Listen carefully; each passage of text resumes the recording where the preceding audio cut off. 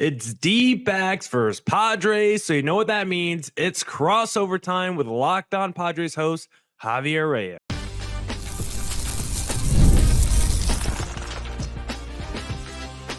You are Locked On Padres, your daily San Diego Padres podcast. Part of the Locked On Podcast Network, your team every day.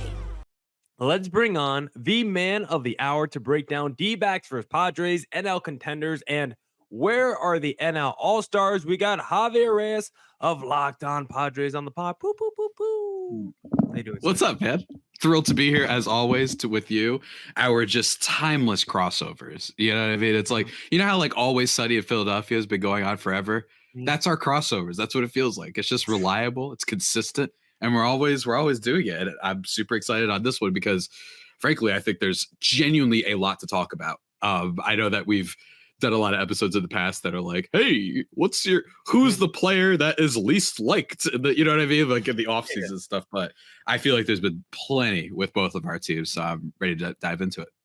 Yeah, another thing that's consistent is the listeners. Thank you for making Locked On Diamondbacks and Locked On Padres your first listen every day. Please continue to subscribe and share. We're on all your streaming platforms. And don't forget to hit that subscribe button on YouTube. Locked On Diamondbacks, Locked On Padres. Now, Javi, we got ourselves a rematch. Series number 2 on the year, D-backs versus Padres. Padres took the first series on the year. They won 2 out of 3 games. I believe they scored 24 runs to the D-backs 13 in that series. But as we stand here, June 6th, as we're recording this, 1:14 p.m., I feel like there's a lot of parallels between our two teams, Javi. I feel like a lot of the stars in both of our lineups have not played up to snuff this year. I feel like you look at the rotation for both of our teams, a lot of injuries for both of our squads. How do you feel the Padres are stacking up against the D-backs at this point of the year? And how do you feel about your team overall?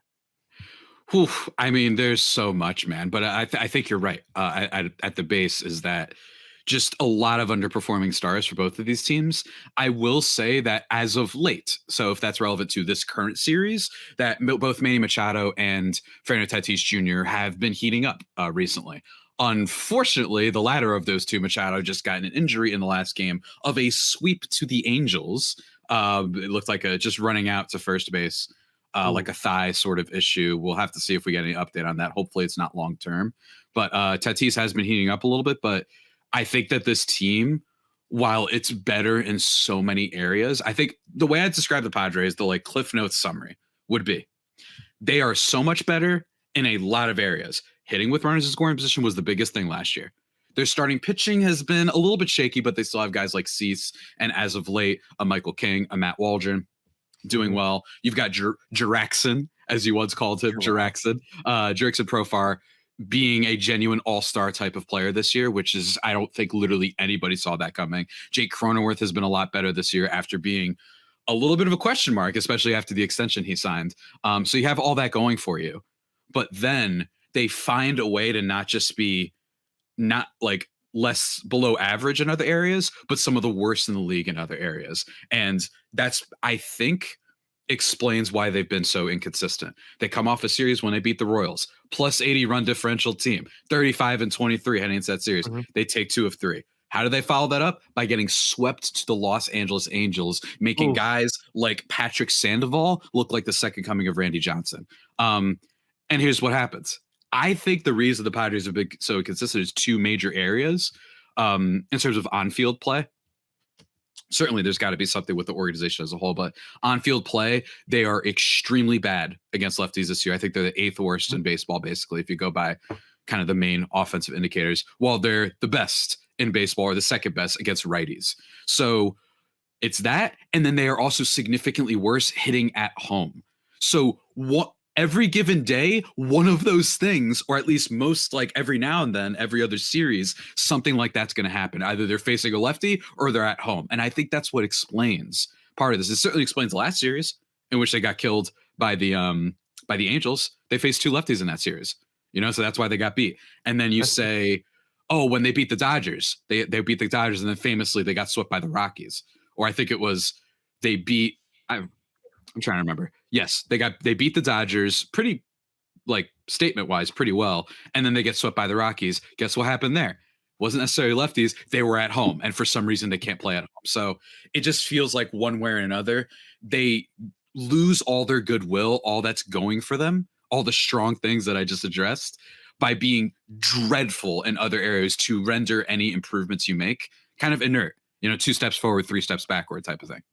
You kind of sound like me on my podcast, because everything you say is basically everything I say about the D-backs over the last few weeks. Because, the D-backs a couple of weeks ago, you have a big series win over the LA Dodgers. You take 2 out of 3. Feels like you're starting to finally come alive again. Then you lose to the Detroit Tigers. And then you lose to the worst team in the National League and the Miami Marlins right after that. And it feels like you're just right back where you started, in the bottom or near the bottom of the division. And for the D-backs, it feels like a lot of the problems that the Padres have are also affecting the D-backs. We have a bunch of injuries in our rotation. You will only see one lefty in this upcoming series, Blake Walston in the finale, a rookie, because the D-backs have been down Erod, Merrill Kelly. Now they're down Zach Gallen. Like, they have taken it hard in their rotation so far this year. But to be honest, that hasn't been their biggest problem. The biggest problem has been their offense all year. It's the fact that the reigning rookie of the year, top 5 MVP finalist, Corbin Carroll, has been, according to WRC Plus, like one of the 3 worst players in Major League Baseball this year. Like,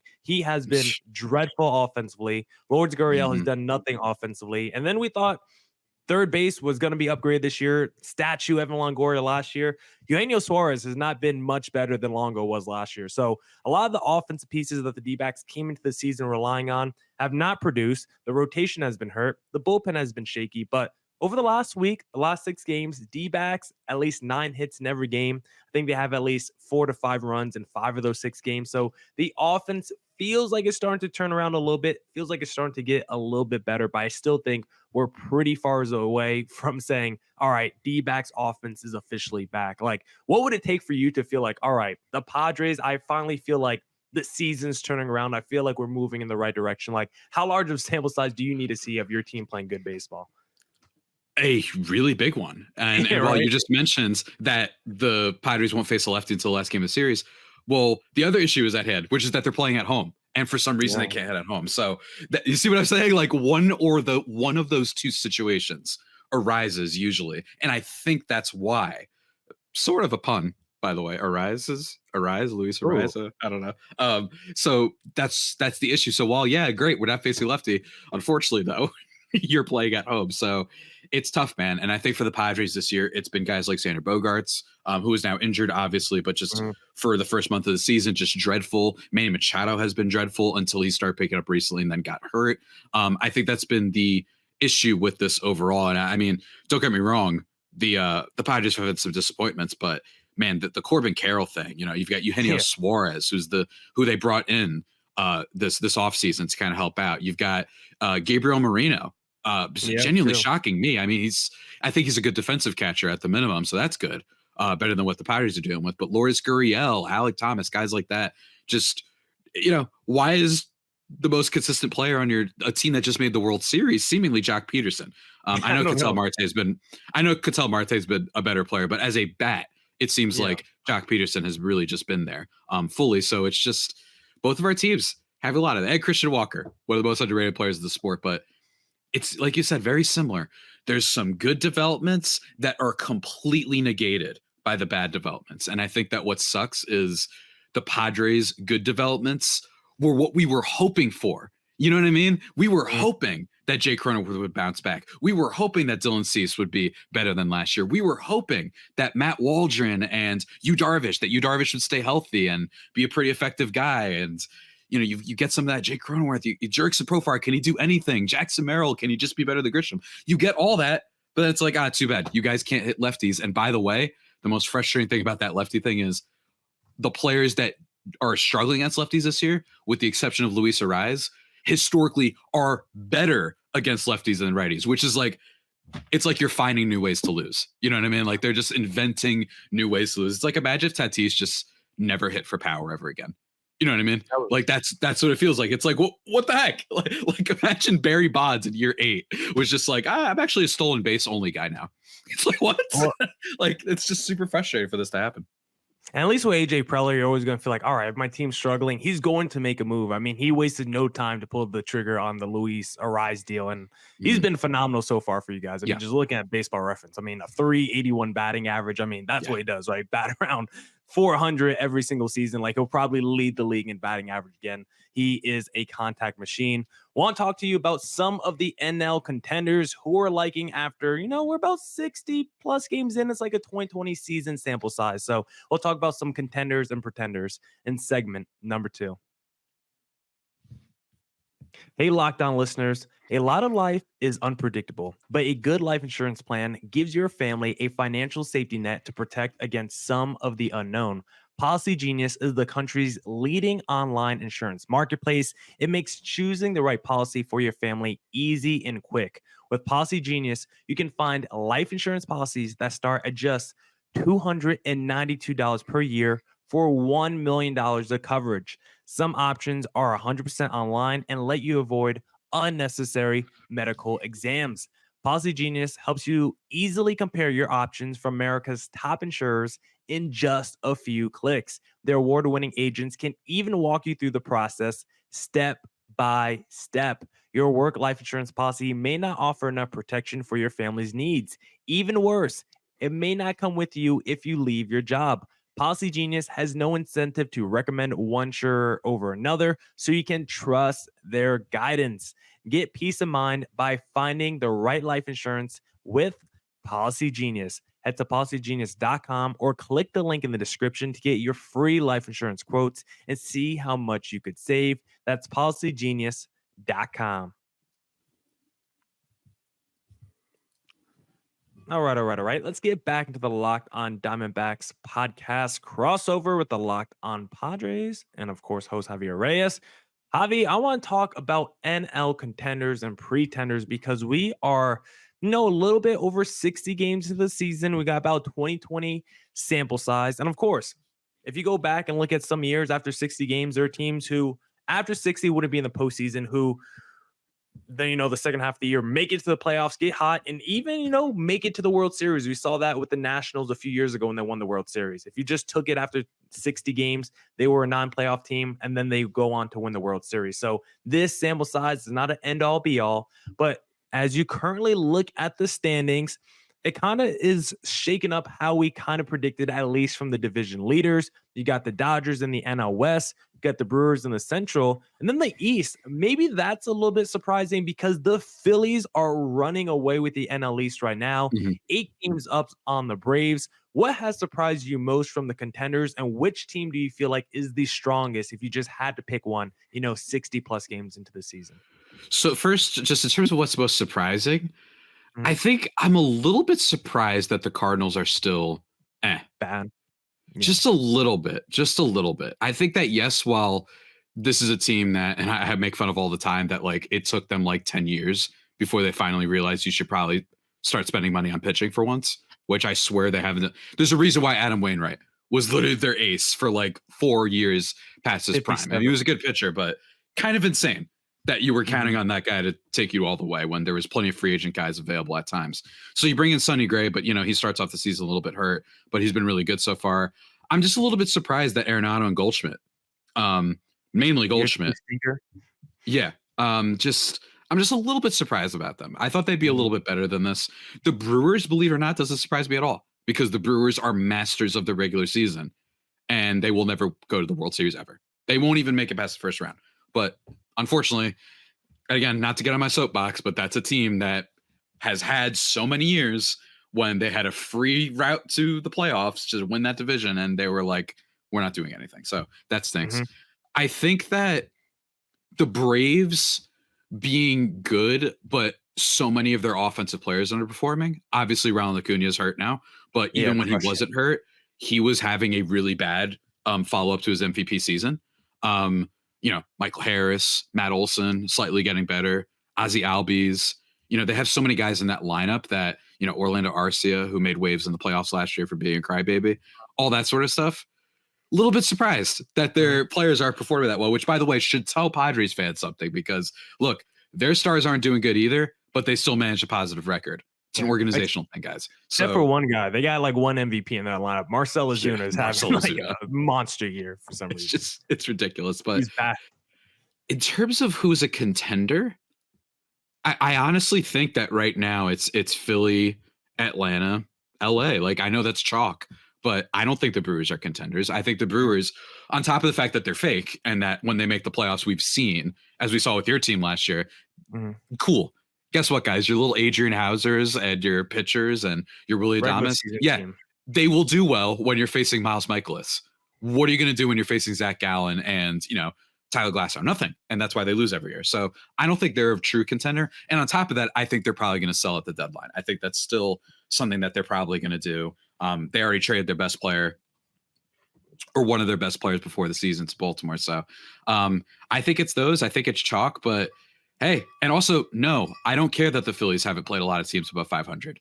As we've just discussed, that does not matter. Our teams have beaten plenty of good teams, but then lose to bad teams. So that stuff does not matter. Yeah. And the other thing is, there's not a lot of 500 teams in the NL when you look at it. It's like 4 teams. Yeah. It's like, I think it's the 4 that I just mentioned. And the only other one that's close is Chicago, the Cubs. Everyone else, because the Cubs are neutral, they're 500 right now. Otherwise, it's just Dodgers, Brewers, Braves, and Phillies, the only above 500 teams. It's been a kind of a wasteland in the National League. Yeah, and that's what we're kind of like talking about in segment number 3. But like the National League has kind of sucked this year. Like there's a lot of parity. Like the D-backs have not been where we wanted them to be. The Padres and Giants, they've been right around where the D-backs are, middling.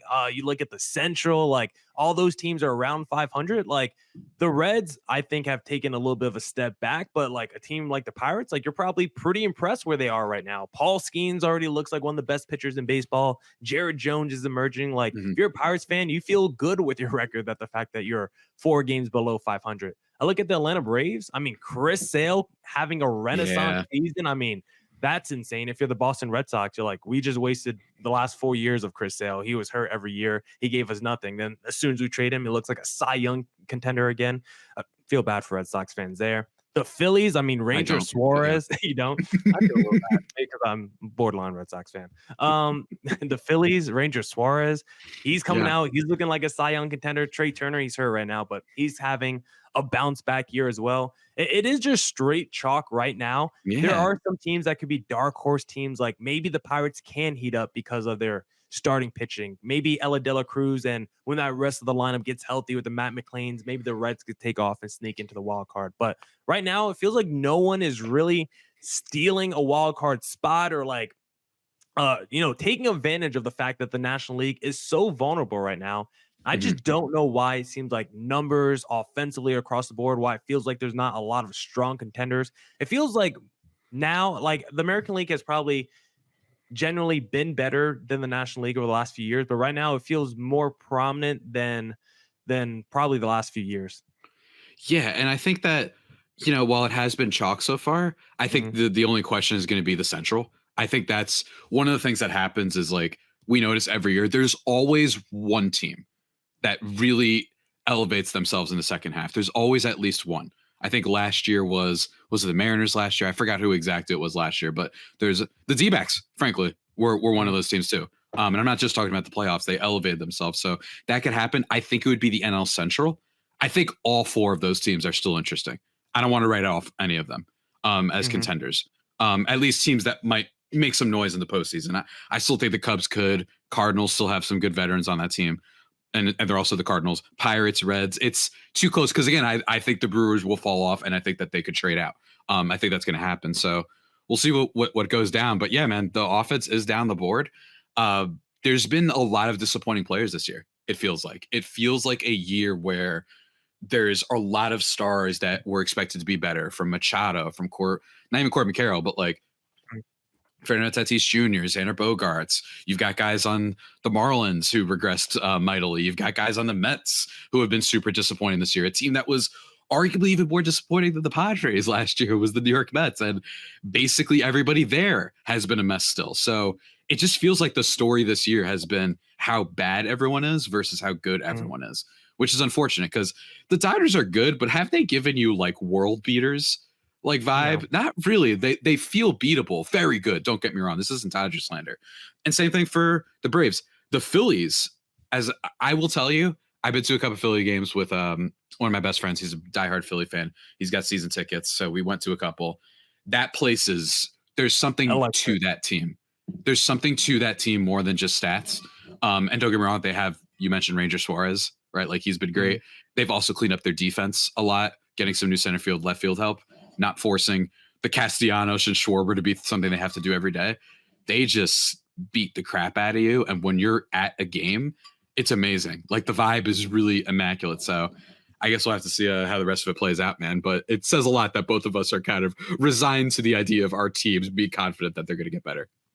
Yeah, and it feels like the Phillies probably have the best fan base going right now in baseball. When you enter that playoff environment in Philadelphia, get ready to leave with a couple bruises and maybe a black eye because those Phillies fans are a little rough out there. Like Javier was talking about, the players this year not playing as well. Not a lot of them are living up to the standards that they set for themselves, and that's what we'll talk about in segment number 3, the week NL All-Star Field. But hey, if you want to win some money on America's #1 fantasy sports app, then you have to use Prize Picks because Prize Picks is America's #1 fantasy sports app with more than 5 million members. It is the most fun and exciting way to get in on the action while you watch your favorite sports and players. You pick more or less on 2 or more player stats for a shot to win up to 100 times your cash. With Prize Picks, you can turn $10 into $1,000 in a single game watching your favorite sports this summer. You can make Prize Picks lineups in as little as 60 seconds. You just need to pick 2 or more stats on 2 to 6 player projections, and you're locked in. There's always action on Prize Picks, and this is the perfect time to try out something new as basketball is winding down. Make sure to try out esports this month because for every Wednesday and Saturday in June, if your lineup doesn't win, you'll get your entry fee back. Choose from Counter-Strike 2, Call of Duty, League of Legends, and more. Download the app today and use code LOCKEDONMLB for a first deposit match up to $100. Again, download the app today and use code LOCKEDONMLB for a first deposit match up to $100. Prize Picks, pick more, pick less. It's that easy. All right, back here on the Locked On Diamondbacks, the Locked On Padres crossover.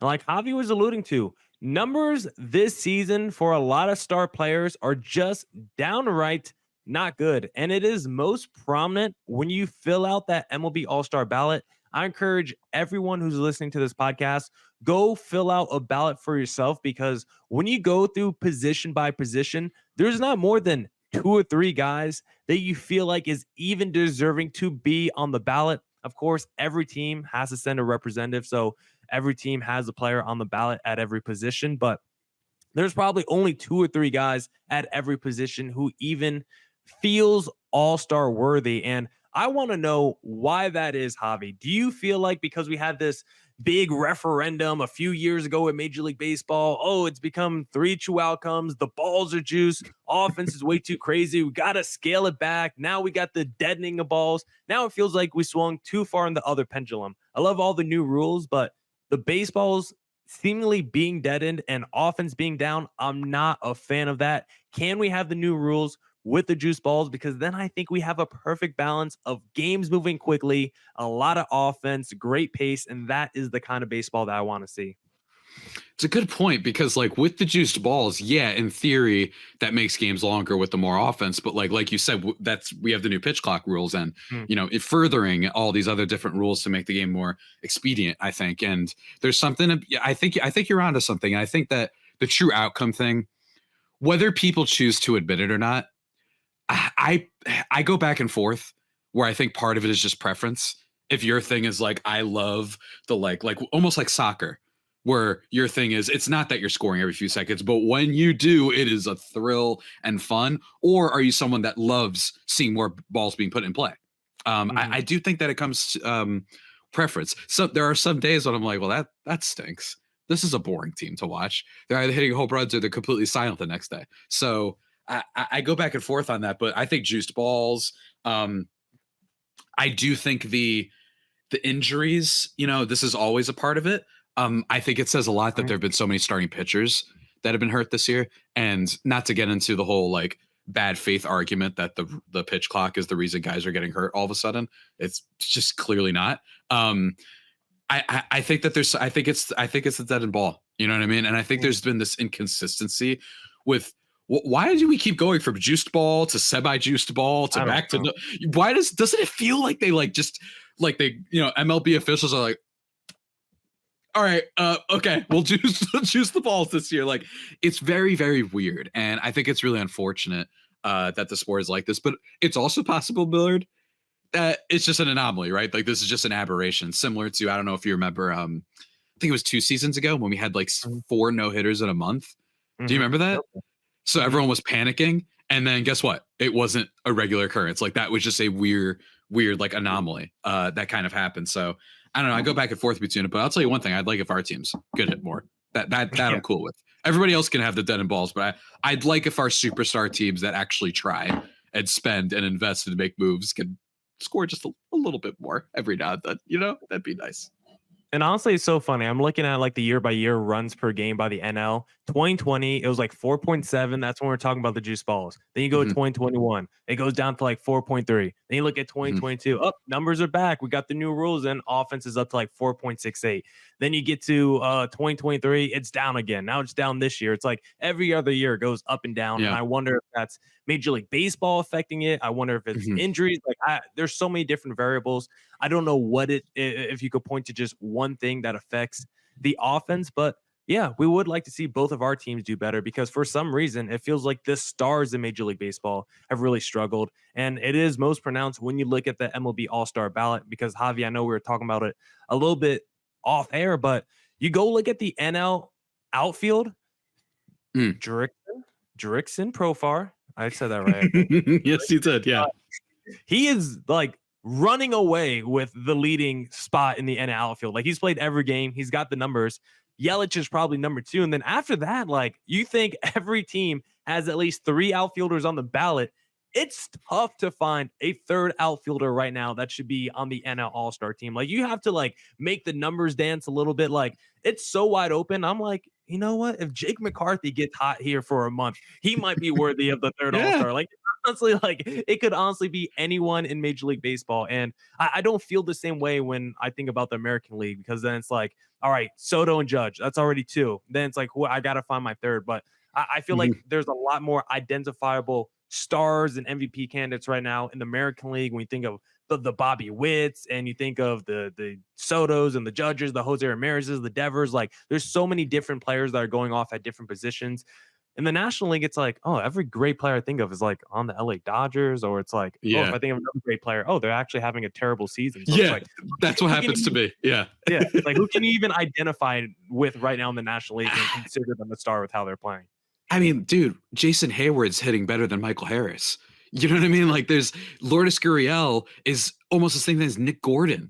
You know what I mean? Like, it's just been such a Nolan Jones, the big breakout from last year for the Rockies, is just non-existent. And I feel bad. And shouts to our preseason crossover when I flex some trepidation around that, and then he just has not come through. That preseason crossover was hilarious, by the way. I recommend everyone go look at that because it is aged very interestingly. But you're right. And I think Tatis still has a really good chance because he has been heating up and he hasn't been bad. And I remember people have put up like, you know, wins above replacement graphs. The fact that Tatis is still up there and he's having a down season so far kind of shows like the bad Tatis is still a good baseball player. And I think that if you're a glass half full type of person, which I'm currently not, I usually am, but currently I'm not. That's how much the team's driving me nuts. That's one thing for that team. But yeah, you're right, man. The National, I mean, even there's probably some other positions too, frankly. Is shortstop okay? Because I know Lindor is just, he ain't getting that this year. You know what I mean? And then you've got, you know, Trey Turner, but he didn't play enough, right? Like he's barely played enough. You've got Dansby Swanson, who's been really underperforming. Is it going to be Ezekiel Tovar? Literally, maybe. I think it'll probably go to like Mookie Betts and then Elliot De La Cruz, frankly. Yeah. But like, you're right, man. There's just so many guys. Like, would I vote for Nick Castellanos purely for the vibes? Maybe. I might do that. Like, there's some vibes guys on here, but I wish that the vibes could be also supplanted and helped with good baseball play. It just feels like there's been so many disappointing players this year, and that the best players are not the ones that you would think of. you know, like, which we've talked a lot about, right? Like, it's just, what if baseball's bad? It might be bad. What if baseball's bad? One more stat before we go today. 15 players right now have at least an 800 OPS in the National League. Last year, it was 28 guys. So, like, about half the 800 OPS guys has fallen off in just 1 year. Still a lot of sample size. You know, still a lot of games left to increase the sample size. Like, I still think a guy like Tatis, who's like, he's like right out. He's like the first guy on the outside of that 800 club at like 790 or something. Like, I think he's going to be fine by season's ends. I think there'll be a couple other players that heat up. But offense is bad. Offense is down. When we watch our teams, we feel like it's probably just our teams that have been sucking so much, but it's across the whole National League right now. So maybe it's something that we should keep our chins up on and say, you know what, we're all going through this together. It seems like offense is down in Major League Baseball, and we just don't know why. Hopefully the D-backs take care of business against the San Diego Padres. Javi, do you want to, just for the fun of it, give a prediction? I'm going to say that the Padres bounce back and they win the series because that's what they've shown that they do all year. They love getting swept and then they tease you. And then what will happen next, Millard, if they beat the D-backs this weekend, and I know the D-backs haven't been good this year, but even still, if they beat them this weekend and then they lose their series against the A's, I don't know what I'm going to do. That's what I'm going to leave it at. Okay, there we go. He doesn't know what he's going to do. I'm taking a series split. I say D-backs win the Brandon Pfaadt start, and they win. It's 4. Yeah, 4-game series. You know what? I really think that actually narratively it would go along with everything we said. So yeah, it would make sense that both of these teams come out of it with basically no gain or no loss. So yeah, I'm with you on the split for once. Yeah, for sure. I'll take the Pfaadt win, and I'll take the Blake Walston win, the lefty in the finale. I'll say that. And also, is he new? Is Blake Walston new? Oh, then no doubt in my mind. Yeah, D-backs got that one. No doubt in my mind. D-backs start of the season. Yeah, he's ready. We love lefties making starts against the Padres. A guy made his major league debut and no hit the Padres. That is one of the least discussed like points of slandering this team that no one brings up. We got no hit by a guy at his debut, and he wasn't even a top. He's not Paul Skeens. You know what I mean? He's not Garrett Crochet. He wasn't even a top prospect. I think it was like Ryan Nelson. Was it that him? I always forget. Tyler Gilbert is currently in the Phillies minor league system. I didn't even know where he was. I looked it up just now. Like, hey, good for him though. Good for him though. He owns the Padres. No hitter on the resume. Great stuff by Tyler Gilbert. That's it from our little crossover. Locked On Diamondbacks, Locked On Padres. Javi, where can the listeners find you online? You can find me at Javapeno, at JAVIIPENO, where I just tweet dumb memes about the Padres, but people seem to like them every now and then. Check out my work at Just Baseball. I also host another podcast called Baseball versus the World, which is about evergreen fun stuff. And frankly, the only thing getting me through the season right now, in terms of baseball, getting me through baseball season it's fun to just talk about random stuff. So go check that out. And yeah, it's basically it, man. Basically it. Locked On Diamondbacks, wherever you stream podcast. Locked On Diamondbacks on YouTube. Locked On Padres on YouTube. We'll see who takes down the other. D-backs versus Padres another weekend, and hopefully we wake up Monday morning. D-backs, the owner of that second wild card spot.